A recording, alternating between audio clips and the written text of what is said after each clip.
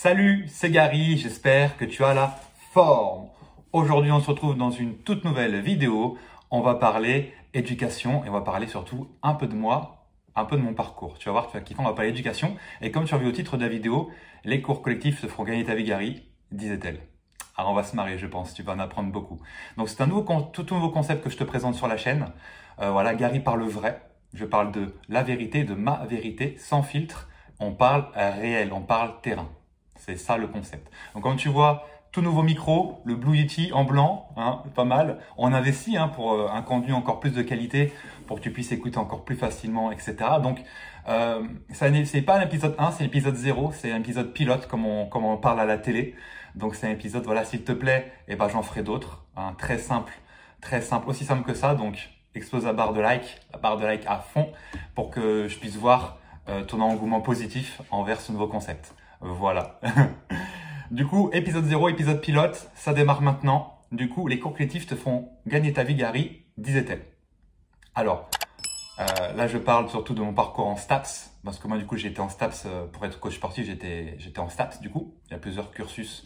Mais voilà, dans cette vidéo-là, j'explique toutes les possibilités de comment être coach sportif. Donc, je t'invite à cliquer juste là. Voilà, ça ira plus vite pour toi. Si tu n'as pas vu la vidéo, évidemment. Du coup, on va parler surtout éducation sur cette vidéo. Et du coup, moi, il faut savoir que j'ai commencé, moi l'école, ça n'a jamais été mon truc de base. J'ai toujours été bon élève, mais assez réservé, assez timide. Donc moi, j'ai fait un bac STMG. Voilà, un bac STMG, ressources humaines et communication. Voilà, bon. Et dans ce bac-là, c'est important de revenir à la source pour comprendre tout l'envers du décor. Donc j'ai fait un bac STMG. Moi, j'ai toujours voulu faire un métier du genre en costume, quoi. Comme ça, le succès financier, le succès avec les filles, tout ça. Et il fallait un costume pour moi, dans mon imaginaire. Ouais, j'étais fan de How I Met Your Mother, de Barney Stinson, si vous connaissez, donc j'étais un peu dans ce délire-là. Et du coup, je voulais partir en BTS, après le bac STMG, je voulais partir en BTS IMO, en BTS banque, en BTS nutrition. Voilà, la nutrition, ça m'intéressait de fou déjà, ça commençait un petit peu à me titiller l'esprit. Donc c'était vers ça que je m'orientais. Donc après le bac STMG, c'était ça. Donc le STMG, si vous ne connaissez pas, c'est un bac technologique. Donc on apprend le management, les ressources humaines, la communication, la gestion, plein de choses dans ce genre-là. Donc c'est vraiment très intéressant. D'ailleurs, ceux qui ont fait STMG sont souvent moqués, mais au final, sur le travail, c'est eux qui ont les meilleurs jobs. Ou des jobs tout court déjà. Donc voilà, faut le savoir. Donc souvent STMG s'en sortent pas trop mal, on va dire ça. Donc en bac STMG, du coup, la suite logique, en fait, c'est de partir en faculté de droit, normalement. C'est la plus simple, c'est la voie normale et logique. Donc moi, quand j'ai mis STAPS, ça commençait à bugger. Les professeurs aussi, en même temps, ils reçoivent les statistiques de réussite par filière l'année d'après, une fois que le lycéen est passé étudiant. Et quand tu passes de STMG à STAPS, la pourcentage de réussite était genre 5%, tu vois. 5%, c'est rien du tout. Forcément, les statistiques, voilà, les hommes mentent, mais pas les chiffres. Et bah... j'ai menti, j'ai fait mentir les chiffres, voilà, c'est dit. J'ai fait mentir les chiffres, spoiler. Du coup, ils ont tout fait pour pas que j'aille en STAPS, ils ont voulu me faire redoubler, ils ont voulu me faire, même avec le bac, ils ont voulu me faire redoubler, ils ont vraiment mis, non, c'est impossible, de toute façon, Gary, je n'ai qu'une merde, ce n'est pas possible. Voilà. L'éducation nationale en France est en perdition et même en chute libre. Voilà, de toute façon, si vous y êtes et vous écoutez les professeurs, etc., vous voulez voir, hein, l'éducation nationale est totalement en chute libre, c'est une catastrophe.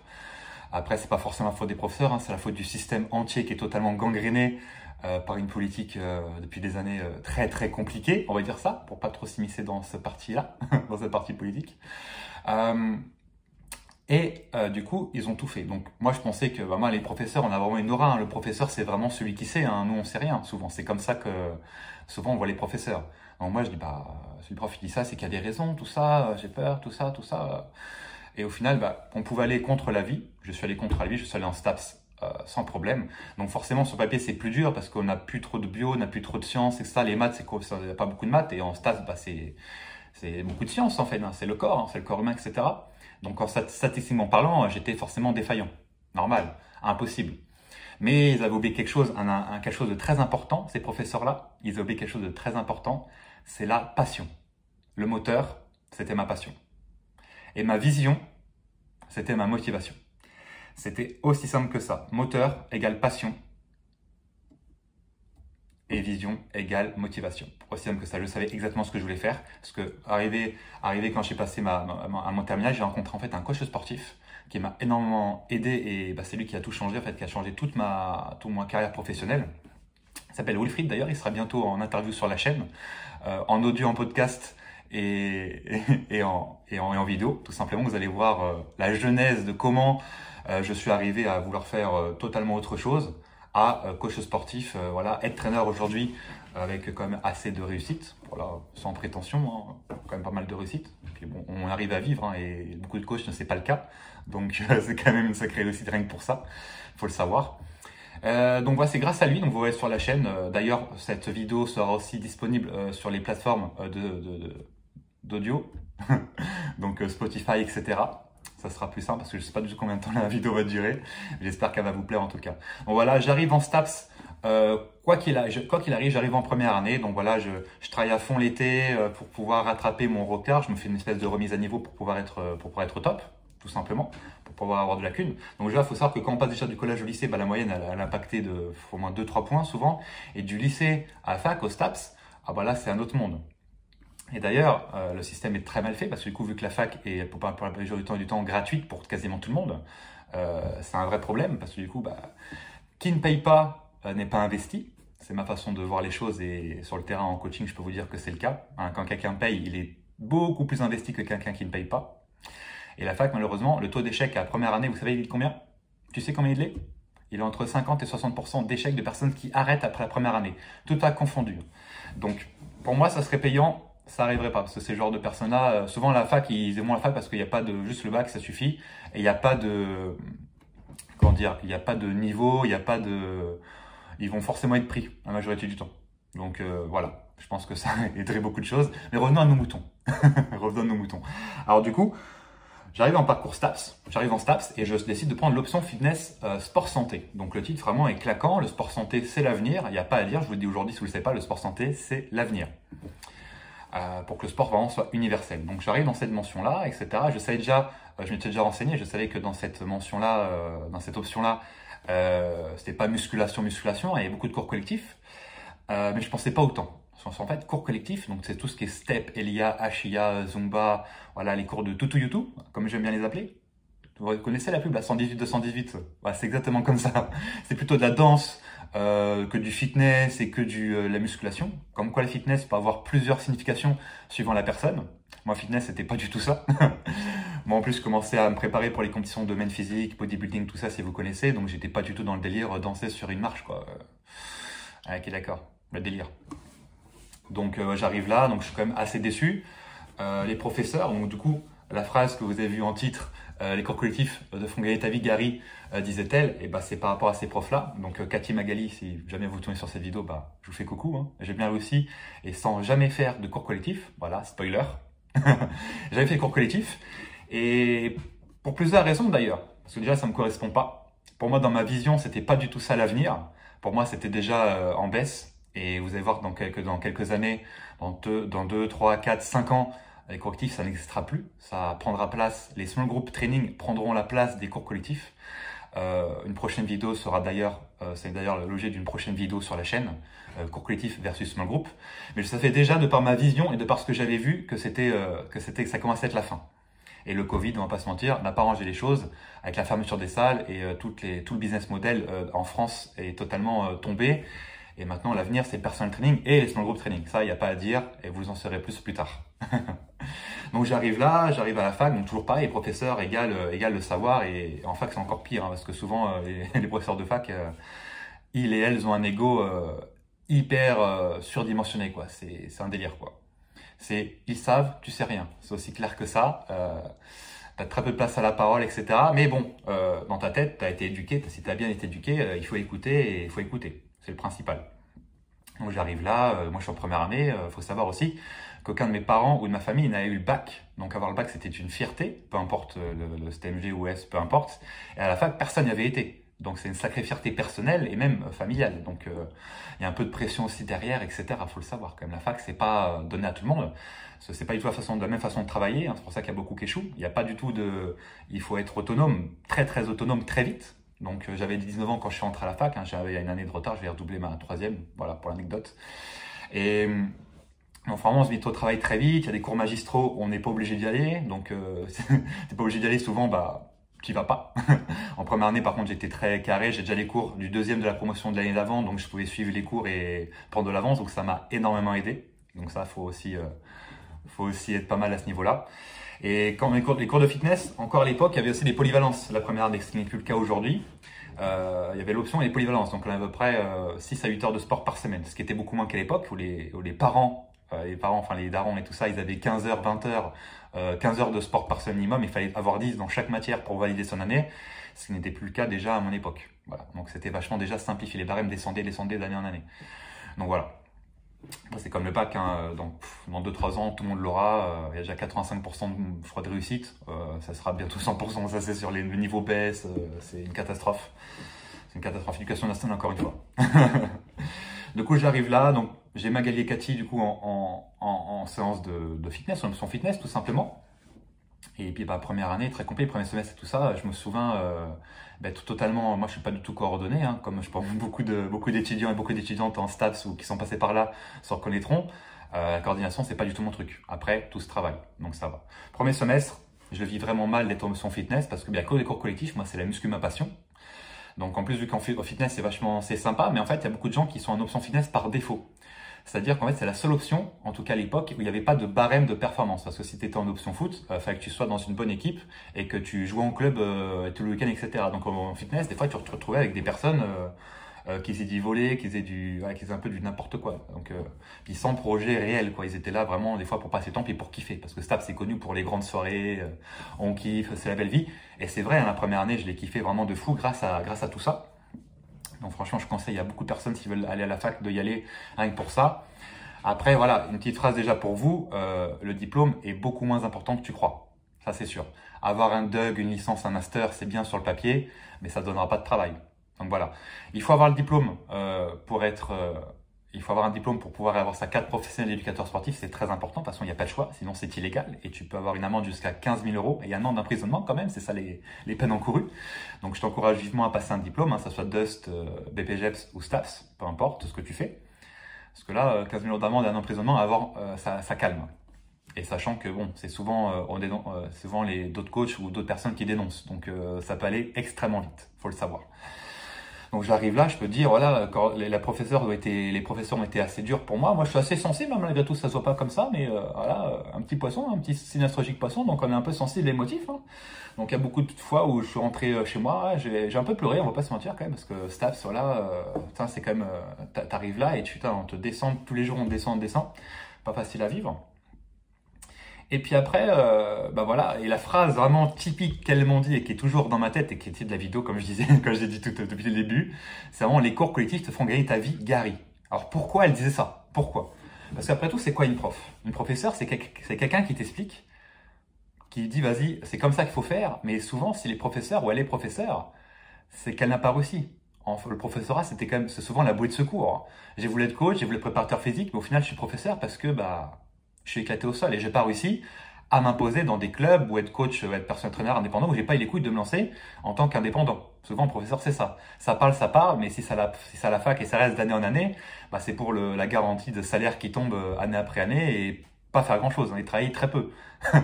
Donc, même souvent, ça reprend des diaporamas des confrères et des consoeurs avant. Mais des fois, on est des diapos, à une époque, il y a marqué 2010 alors qu'on était en 2000, on était encore en 2017, quoi. 2000, même, ça montrait des diapos de 2006.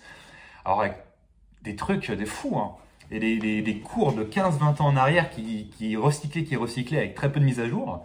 Et puis on parlait d'études de 40-50 ans, quoi, avec des méthodes archaïques. Voilà, la fac, c'est archaïque. Mais même, tous les mêmes BPGEPS, tout ça, c'est archaïque. Ça dépend dans quelle ville vous êtes, mais c'est vraiment archaïque. Ça dépend vraiment des professeurs, mais c'est archaïque de chez archaïque. C'est un scandale. Payer pour ça, ça serait compliqué. Pour ça que le fait d'injecter de l'argent dans la fac, ça serait plus intéressant, tout le monde serait plus intéressant, et les profs seraient déjà plus engagés et plus derrière les étudiants. Enfin voilà, donc très dur à vivre tout ça. Semestre 2, du coup, en STAPS, voilà, j'ai une marraine, voilà, parce que à Orléans, j'ai fait STAPS à Orléans, du coup, si jamais vous ne savez pas. Je suis originaire de cette ville, hein, je suis originaire de Saran, puis maintenant j'habite Olivet, donc c'est vraiment dans l'agglomération orléanaise. Et Et là, ce qui était très drôle, c'est voilà, qu'en semestre 2, bah, j'ai droit à une marraine, donc une troisième année, une L3. Et là, du coup, bah, elle m'aide, on fait des cours du midi, un peu de rattrapage entre guillemets, et mon niveau en step, bah, il s'améliore de fou, quoi. J'arrive à avoir genre 14 en moyenne, 14 ou 15, donc là, en semestre 2. Donc c'est cool, c'est sur la bonne voie. Bon, après, elle part, je vous donne en 1000, et après, mon niveau, il baisse parce que j'ai plus du tout envie de faire des trucs. Je trouve ça vraiment ridicule. En fait, quand je vois les gens être le step et faire des trucs tac, tac, avec les bras, machin, avec la musique bizarre, tout, YouTube, là, je trouve ça ridicule. Et franchement, je peux pas faire ça. Rien que pour moi, rien que pour ma dignité et même l'ego que j'avais encore un minimum à ce moment-là, je peux pas faire ça, c'est pas possible. Faut pas déconner. En plus, c'est imposé. Encore en BPGEPS, vous pouvez choisir de prendre les deux mentions, Courco et Muscu, ou que Muscu, par exemple, Courco. Donc au moins, c'est vous qui choisissez, c'est vous qui payez aussi, c'est vous qui financez. Là, on vous met ça. Alors en même temps, c'est les meufs qui ont fait les Courco et qui font que les Courco à côté, ou qui n'en font plus d'ailleurs. Donc voilà. Et pourquoi les Courco te font gagner ta vie? Bah, c'est ce qui est pensé, parce qu'en fait, c'est la plate, c'est comment dire, c'est la passerelle qui t'envoie de fac à ça. C'est les Courco qui ils t'indoctrinent dès le début à que Courco, ce qui fera gagner ta vie. Parce qu'en fait, elles l'ont fait et elles ont créé tout un système qui font que bah, chaque étudiant qui est bon, ou comme toi, qu'elles considèrent bon ou surtout bonne, ce sont les étudiantes qui vont faire des Courco, parce que les femmes, des fois, sont plus tendance à être bonnes en danse, c'est le rythme dans la peau, etc. Donc, c'est plutôt des femmes qui vont être intéressées par ce genre de, par ce genre de service, du coup. Et en fait, dès la deuxième année, vous pouvez être payé du coup une vingtaine d'euros l'heure pour faire des cours en association. Donc c'est surtout le milieu associatif qu'elle t'emmène, ces professeurs-là. Et 20 euros par heure, des fois la préparation du cours, il faut savoir qu'un cours collectif, ça se prépare au moins, voilà, plus quand tu es débutant, c'est une heure, un peu plus d'une heure de préparation. C'est-à-dire que tu dois aller les pas, les machins, tu dois créer ta pédagogie, ce que tu vas dire, etc. La musique, tu dois bien, voilà. Ça prend une heure minimum. Après, quand tu es un peu plus expérimenté, c'est une demi-heure. Mais en gros, tu es payé une heure et demie pour 20 euros quand tu es étudiant. Voilà.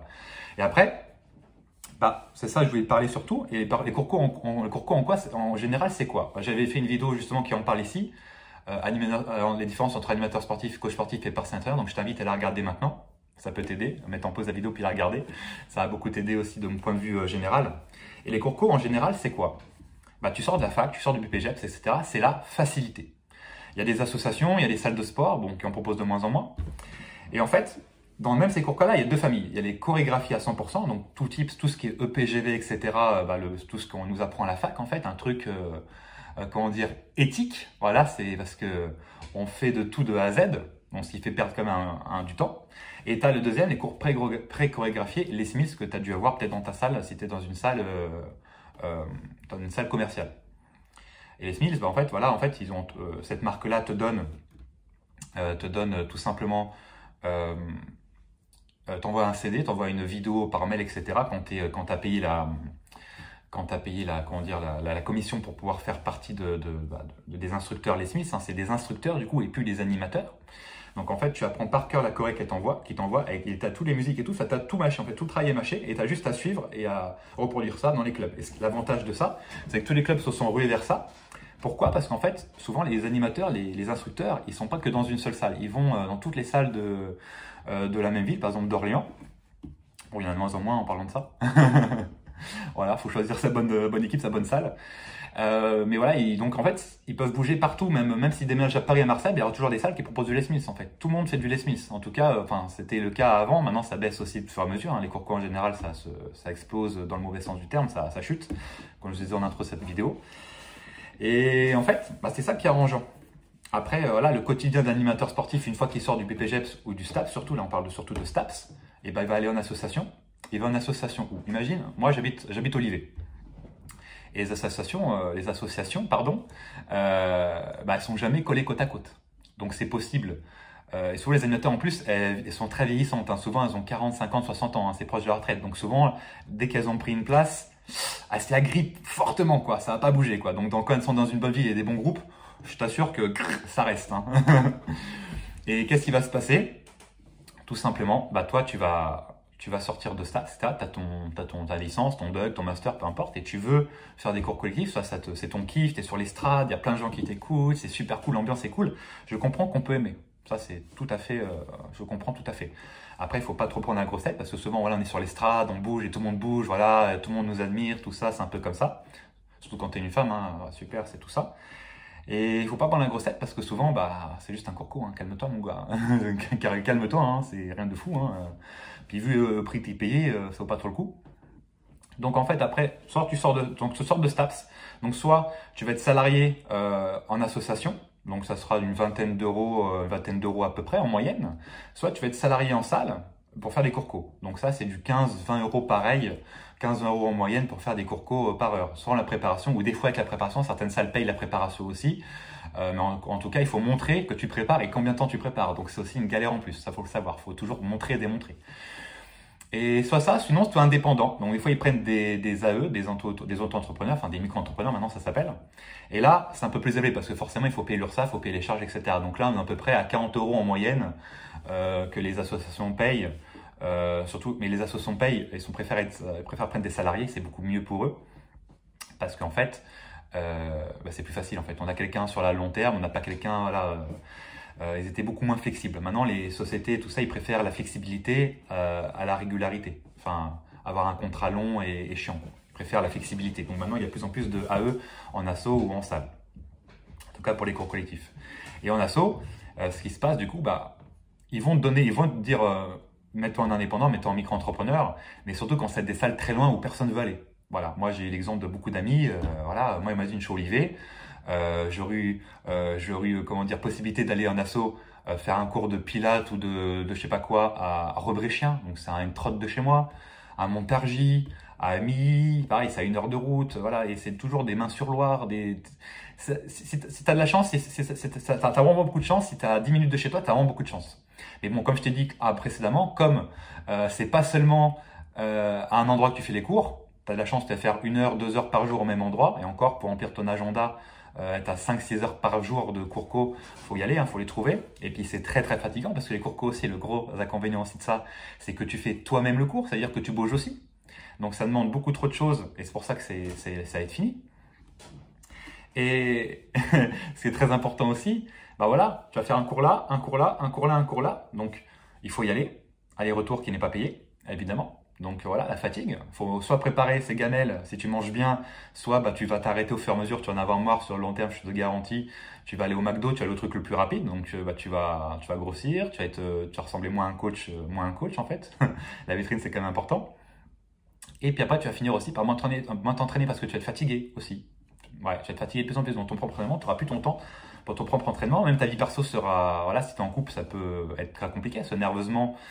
Puis physiquement, c'est très dur d'animer des cours collectifs, surtout des 4-6 heures par jour, voire peut-être même plus, hein, souvent. Puis plus la route, plus tout ça, plus la préparation du cours, le stress, les gens. Parce que quand tu as les cours co aussi, il ne faut pas oublier la différence entre ça et un seul groupe déjà. Spoiler pour la prochaine vidéo. Les cours co, il n'y a pas forcément de limite. Les salles, il n'y a pas de limite. Moi, j'ai déjà vu des salles avec 20 personnes à peu près minimum, mais des fois, ça allait jusqu'à 60-70. Donc, juste un gars sur l'estrade, un gus, ou une meuf sur l'estrade qui gère 60 personnes, déjà, je peux te garantir qu'elle ne connaît pas le prénom de tout le monde. Voilà. Dès qu'elle finit son cours, elle se casse et elle ne peut pas corriger les gens. Les meilleurs vont être sur la ligne de devant et les pires vont être sur la ligne de derrière.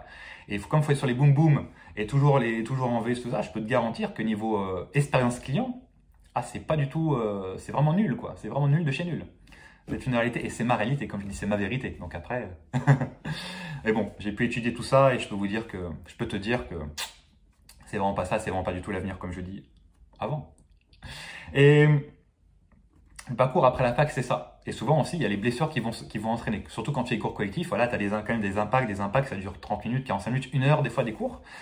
Et les impacts répétés, c'est très très compliqué. Et puis aussi la logistique aussi à mener.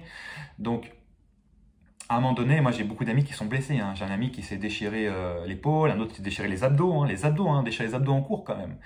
Et souvent, il y a une phrase souvent qui vient dans le milieu. Si tu es dans le milieu, si tu écoutes cette vidéo, si tu écoutes ce son, tu écoutes ce podcast, tu vas voir qu'en fait, on dit souvent qu'un coach, il dure 2-3 ans maximum.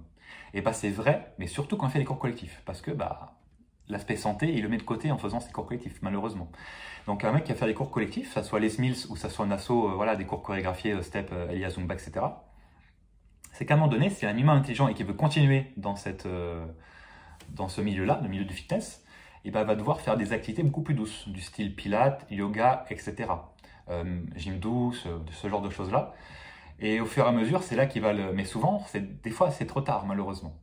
Donc, franchement, entre nous, pour conclure ce podcast, pour conclure cette vidéo, avoir une licence, STAPS, 3 ans, Bac+3, Bac+5 en master, être payé 20 € heure et gagner, quand tu es animateur, tu fais moins de 2000 euros par mois. Hein. Si tu fais que ça, tu as moins de 2000 euros par mois.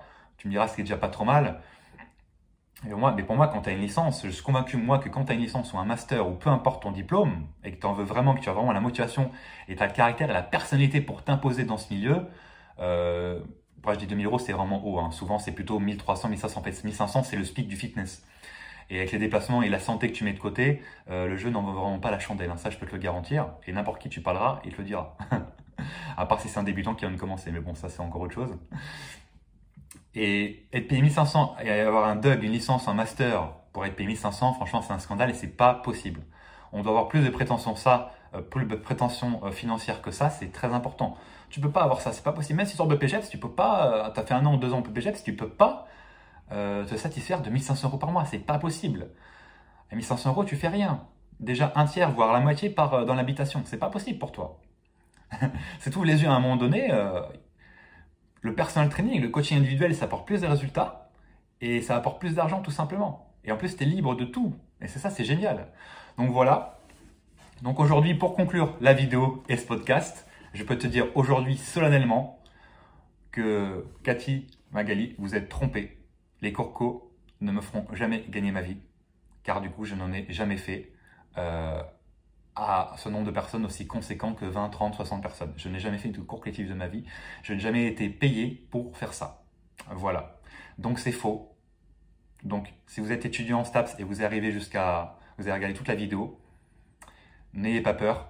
Suivez votre vision des choses, votre motivation, votre passion, c'est votre moteur. Et si moi j'ai réussi à ne pas faire de cours collectif, vous aussi, vous n'en ferez pas si vous le voulez vraiment.